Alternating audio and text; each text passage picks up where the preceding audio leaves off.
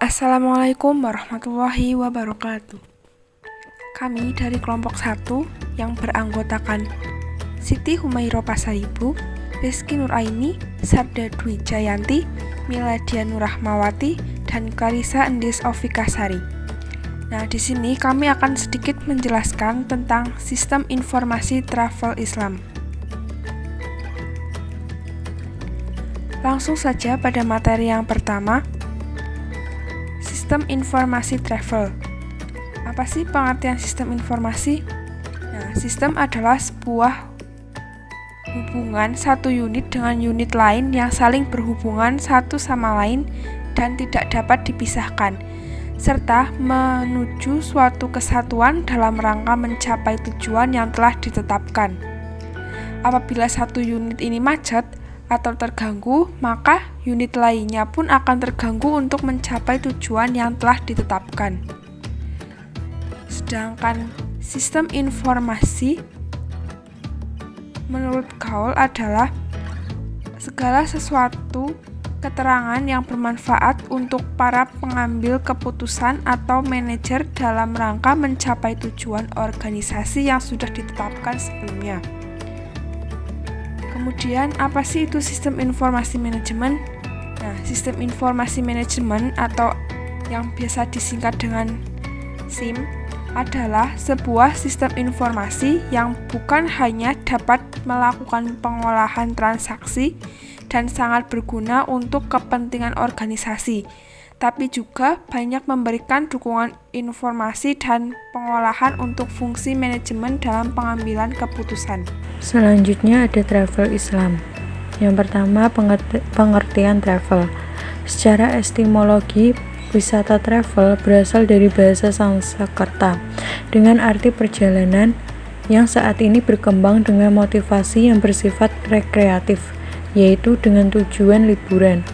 Secara ilmiah, wisata travel adalah sebuah perjalanan dan persinggahan yang dilakukan oleh manusia di luar tempat tinggalnya dengan berbagai motivasi atau dengan berbagai maksud dan tujuan, tetapi bukan untuk berpindah tempat tinggal dan menetap di tempat yang dikunjungi atau disinggahi, atau untuk melakukan pekerjaan-pekerjaan dengan mendapat upah.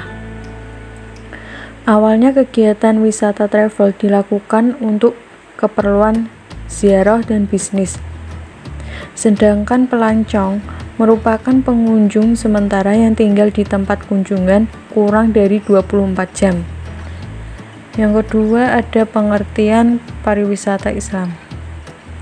Pariwisata Islam merupakan kegiatan yang didukung berbagai fasilitas serta layanan yang disediakan masyarakat, pengusaha, pemerintah, dan pemerintah daerah yang memenuhi syarat Islam. Fasilitas dan layanan yang disediakan tersebut tidak berbeda dengan fasilitas umum lainnya. Hanya saja fasilitas dan layanan yang disediakan tidak bertentangan dengan nilai-nilai Islam, sehingga masyarakat Muslim dapat menikmati fasilitas dan layanan yang disediakan masyarakat dengan leluasa. Menurut Cukai, ada 8 faktor standar dalam pengukuran pariwisata syariah dari segi administrasi dan pengelolaan untuk semua wisatawan.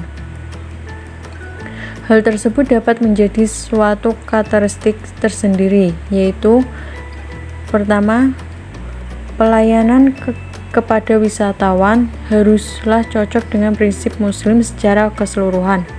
Yang kedua, pemandu dan staf harus memiliki disiplin dan menghormati prinsip-prinsip Islam. Yang ketiga, mengatur semua kegiatan agar tidak bertentangan dengan prinsip Islam. Yang keempat, pembangunan harus sesuai dengan prinsip-prinsip Islam. Yang kelima, restoran harus mengikuti standar internasional pelayanan halal. Yang keenam, layanan transportasi harus memiliki keamanan sistem proteksi. Yang ketujuh, ada tempat-tempat yang disediakan untuk semua wisatawan Muslim melakukan kegiatan keagamaan. Dan yang terakhir yaitu berpergian ke tempat-tempat yang tidak bertentangan dengan prinsip Islam. Ya, terima kasih moderator. Yang selanjutnya yaitu ada pengembangan sistem travel Islam. di mana pengembangan sistem dalam perusahaan maupun sebuah instansi bertujuan untuk mendukung kelancaran pengelolaan dan penyajian data, serta bertujuan dalam menyediakan informasi bagi manajemen dalam pengambilan keputusan dan menyediakan informasi bagi pihak lain di luar instansi, serta memberikan kemudahan pelayanan pada konsumen. Nah, di sini dari hasil evaluasi Travel and Tourism Competitiveness Index atau TTCI dari World Economic Forum atau WEF dipergunakan untuk analisis daya saing yang pertama ini, memiliki indeks yang mengukur faktor-faktor kebijakan suatu negara yang memungkinkan pengembangan sektor pariwisata yang berkelanjutan dan berkontribusi terhadap pengembangan dan daya saing pariwisata suatu negara. TTCI ini mendasarkan penilaiannya pada 4 subindeks yang membentuk nilai TTCI. Subindeks yang pertama adalah ada enabling environment.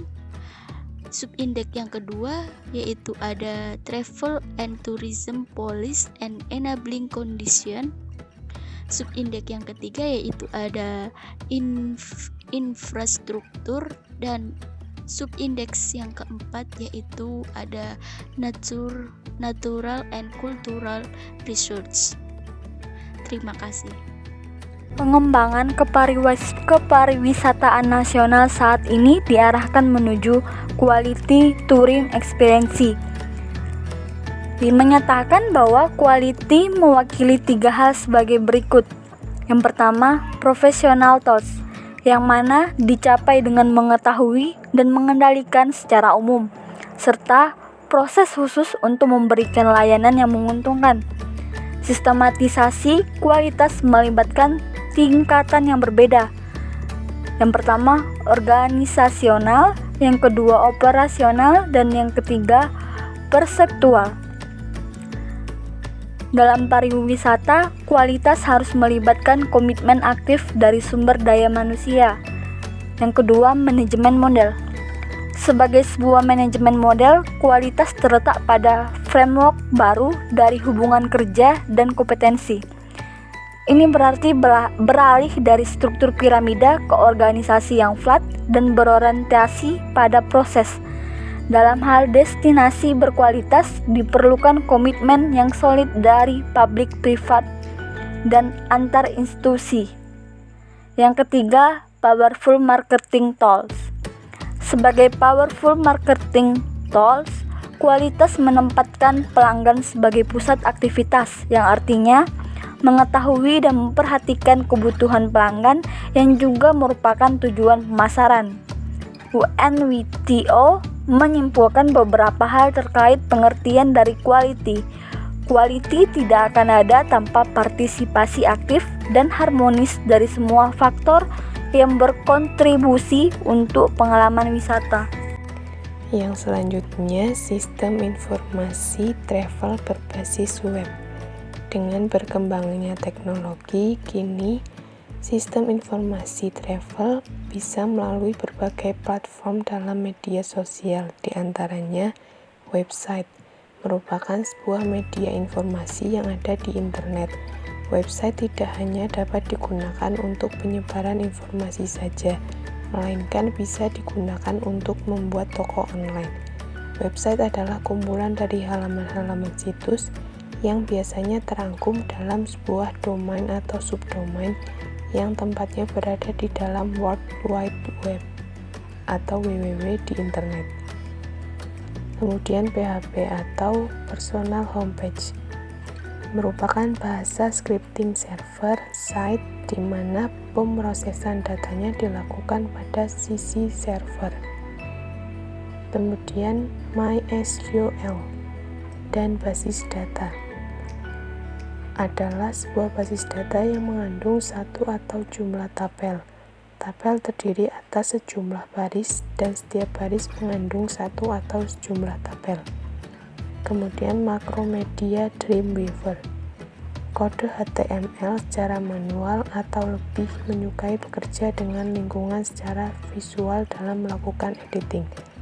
Makromedia Dreamweaver membuatnya menjadi lebih mudah dengan menyediakan tool yang sangat berguna dalam peningkatan kemampuan dan pengalaman kita dalam mendesain web. Kemudian Sublime adalah text editor berbasis Python, sebuah text editor yang elegan, kaya fitur, cross-platform, mudah dan simpel yang cukup terkenal di kalangan developer atau pengembang, penulis dan desainer. Sekian presentasi dari kelompok 1, kurang lebihnya mohon maaf. Wassalamualaikum warahmatullahi wabarakatuh.